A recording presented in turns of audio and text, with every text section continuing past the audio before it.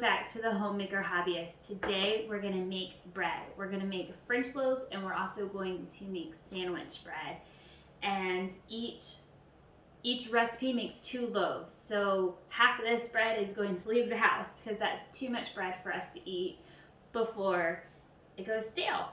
So I have everything to make the sandwich bread first, so we're going to start with that. It is a wheat bread, but I don't have wheat on me, so we're going to do it all with white unbleached flour today. And this is super yummy. So when I make bread, it tends to come out too dense because it smells so yummy. I break into it when it's too hot and it kind of gums and denses up. And I also think that I over knead the bread too much. So I'm going to attempt to not over knead the bread. And I also have a busy day, so it will be able to sit on the counter and completely cool before I choose to cut into it. Fingers crossed for a more lighter, fluffier bread. So grab some coffee and let's get baking. Hey everybody, I'm sitting here attempting to edit this bread video, and what a scatterbrain am I, and all the pieces are a bit kind of incomplete because my phone kept stopping recording. It was running out of space apparently. So I'm going to post the directions, the ingredients and the directions and the descriptions for each bread, and I followed the directions. The only changes that I made are on the sandwich bread. I did not add wheat. I just added all of my unenriched, unbleached white flour. That is the only difference there. I did not over knead my dough, and I did not cut into it before it was cooled, and it was much less dense and not gummy and gooey. It was much better. The sandwich bread was still very much dense, but not nearly as dense as before. So I just cut thin pieces and I made sandwiches for the kids. For lunch today, they had toast this morning for breakfast, and they really liked it. So I would definitely be careful not to over knead it. Also, the French loaf was still a little sticky when I decided to stop adding flour because I knew I had to roll it out, so I would add a little bit more flour, and that was perfect because it was not there was no extra flour in it, and it wasn't extra kneaded or anything like that. So I think that turned out really good. So even if your French loaf is just a little sticky, I think it'll work out just fine because you're going to flour your surface and flour the top of it so your rolling pin doesn't stick to it. So that's the perfect amount of flour once I did that. I did also not pull video of us pulling out the bread. The sandwich loaves of bread we were getting ready for Taekwondo. So I did not have video of those, but I do have a picture of them done. They turned out great. Everybody enjoyed the bread. I turned the French loaf that I kept into chicken parmesan sandwiches for dinner, and it was great. So that is, most of what I did is recorded or explained in there. So just follow the directions to the recipes below. Again, neither of these recipes are mine. One is a friend and one came from a Google search. And just be sure to let it cool before you tear into it and to not over knead it. So hopefully this video helps for those that requested bread. Thanks guys, I hope you enjoy.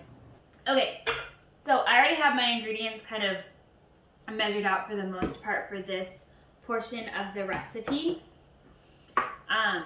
And I do everything in a KitchenAid. In fact, that poor little bowl of my KitchenAid is so misformed from thinking I could do the dishes and knead bread at the same time, and she kneaded right onto the trash can and then onto the floor. So we're not going to do that today. But, so what we're going to do in the bowl, and it's been so long since I have made bread that I'm going to definitely have to follow the recipe one before I didn't have to.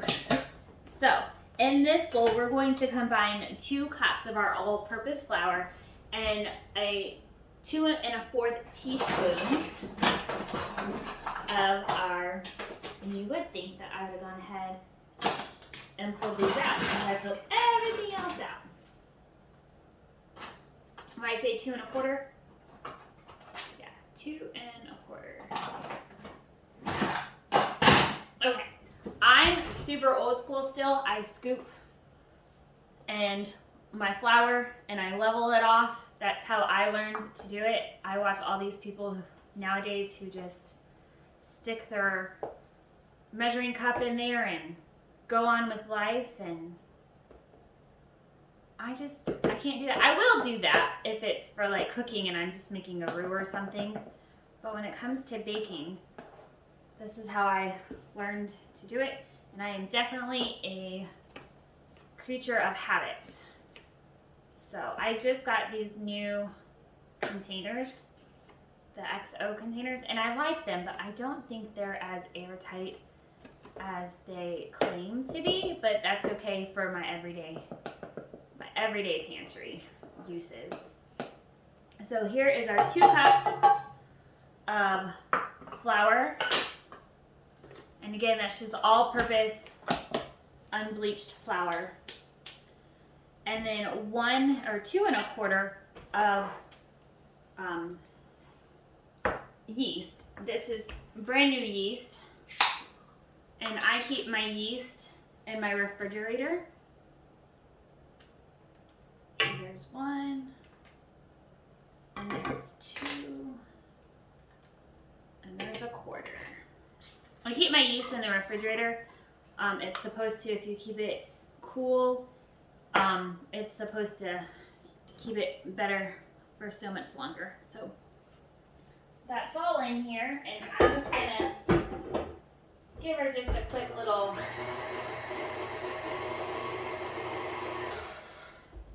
get her combined in there. So now we have to warm together a cup of milk, a cup of water, a 1/3 cup of brown sugar, or a 1/4 cup of honey. And today we're going to do honey because I don't have brown sugar and I don't have molasses to make brown sugar. I don't think I will ever buy brown sugar again after finding out that all brown sugar is molasses and sugar.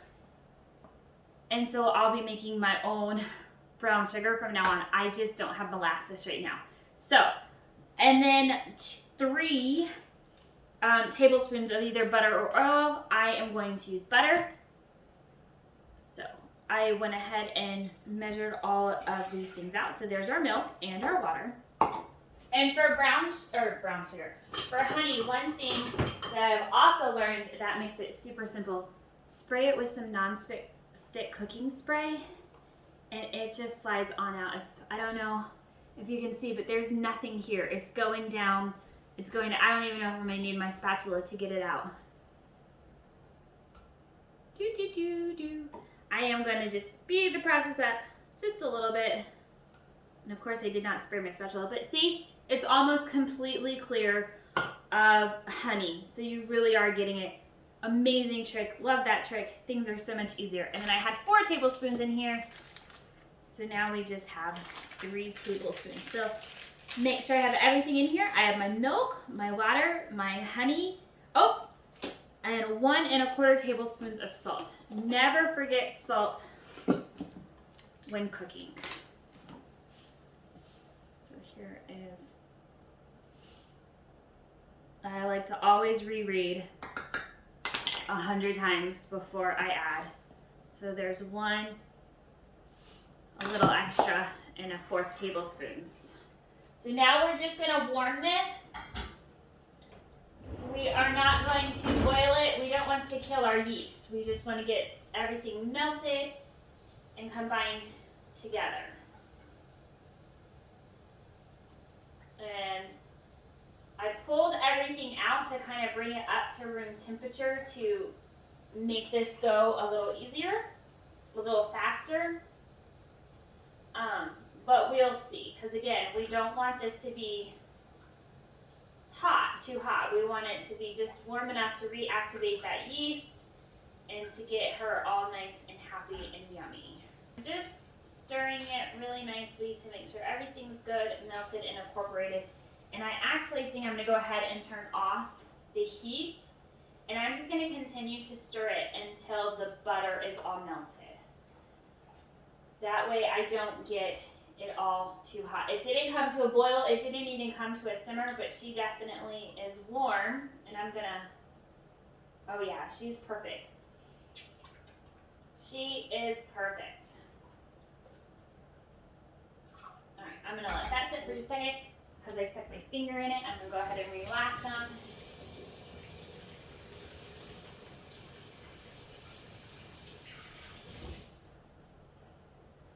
All right. There we go.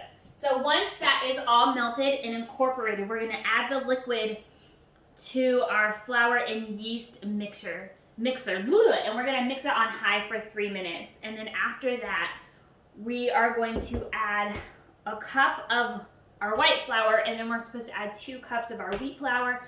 Again, we're going to do it all with white flour just because I don't have any wheat flour on hand right now. I like to keep both flours on hand, but sometimes you just run out of things.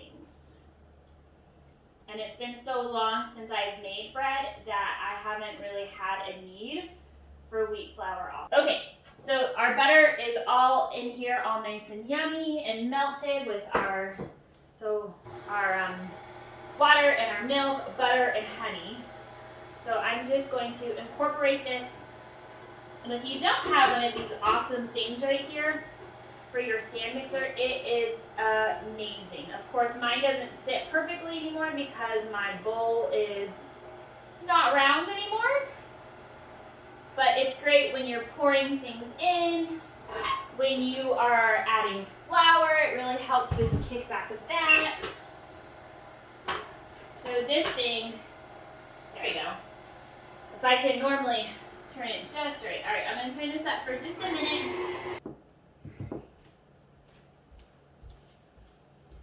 Okay guys, so I don't know what happened, but apparently I stopped filming. So I added the milk and honey and milk, honey, water, and butter to the stand mixer. It mixed and incorporated for a couple minutes.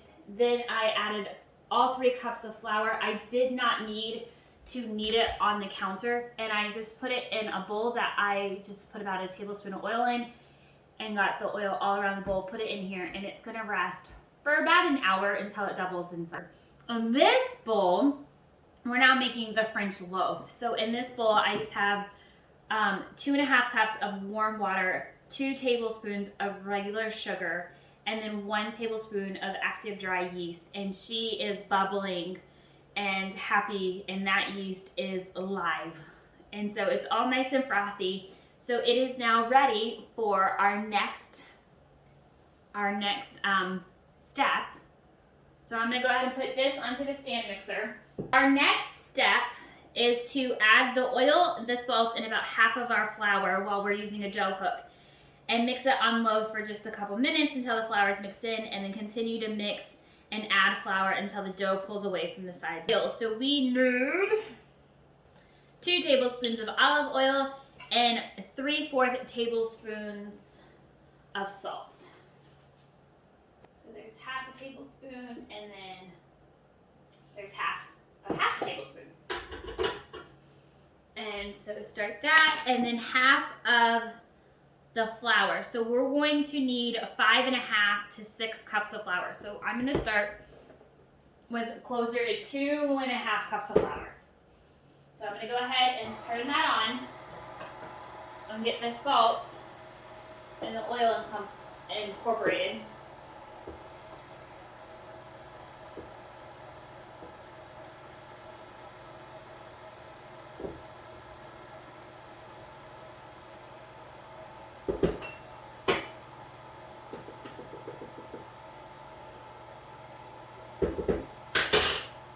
So here is our first cup Okay guys, so I have no clue what is going on with my camera today and why it is refusing to film. I checked it and 30 seconds after I checked it, it had stopped filming. So I continued to add flour to the French bread dough. I added about 6¼ cups until it wasn't super sticky anymore. It still had a little bit of stickiness, but nothing spectacular. So that is here. I will show you. She's gonna rise for only about 15 minutes, and then we're going to make her into loaves, and then she will rise again. And then here is our sandwich bread, and she is rising quite nicely as well. So those are just gonna cover. I am going to wash the dishes and clean. Our French loaf has risen quite nicely, and we need to go ahead and turn it into loaves, and then it will rise on our baking sheet for about 40 more minutes.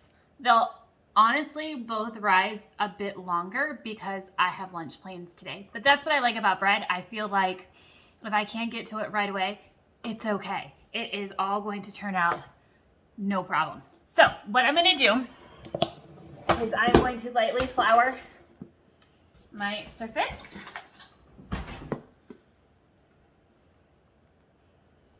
So we don't need a lot of flour. Just going to lightly flour my surface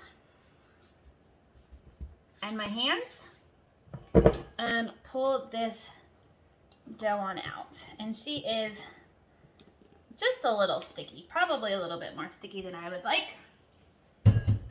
So we're going to take our clean hand, and I'm just going to put just a little bit of flour on top and just work a little bit of flour into her.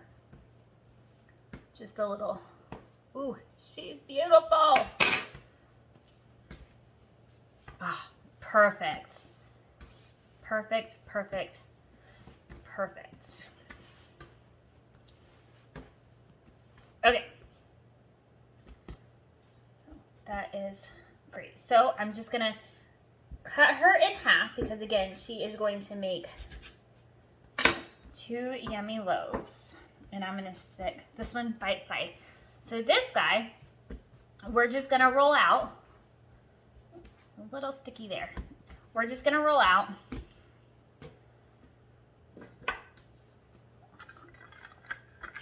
a loaf-sized square. I think I'm gonna move this guy way over there. They're kind of rolled up or rolled out flat, and then I'm just going to roll her up into a loaf. Make her kind of nice and tight, and then I'm going to pinch her seams closed just a little bit, nothing fancy, and then I'm going to put her on our sheet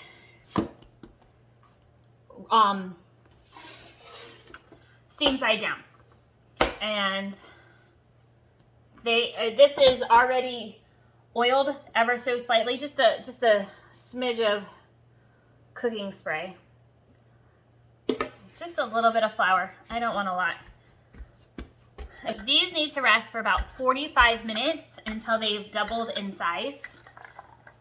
And then they only bake for about 20 minutes. But like I said, I don't think I'm going to bake until after my lunch date.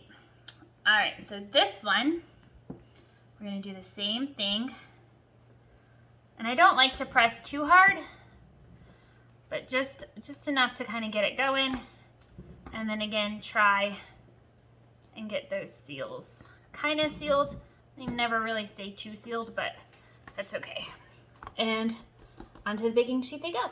So here we go. We just have both of them, and we're going to take our towel and cover them up and let them go. Hey everybody, so we're back from lunch and school, and our bread has definitely risen. We also picked up some more dishes so we can get that bread going. But first, we need to get this guy in the oven. And I'm eating a snack. Look how big our French loaves have grown. So what we're gonna do is we're gonna put an egg wash on top of them. LJ said they're ginormous. So we're just gonna put an egg and a splash of water. And we're gonna whisk that up. You wanna do this? Okay.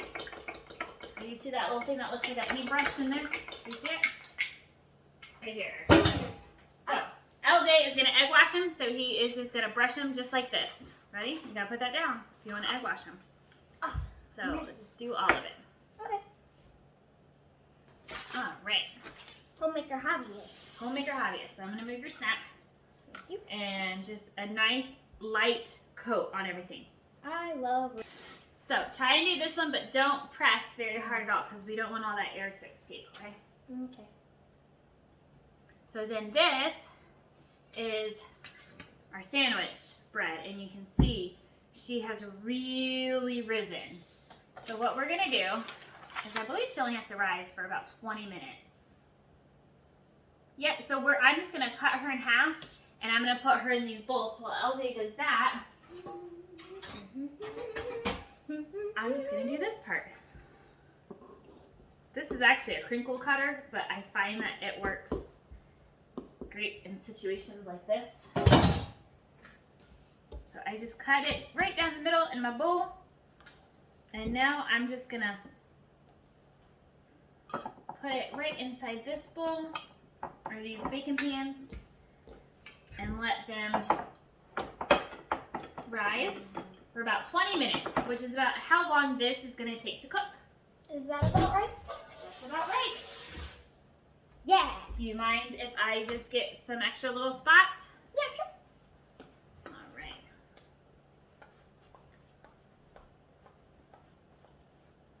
So this guy is actually trying to fall right off of my pan. So let's see if we can't tuck that under just a little bit.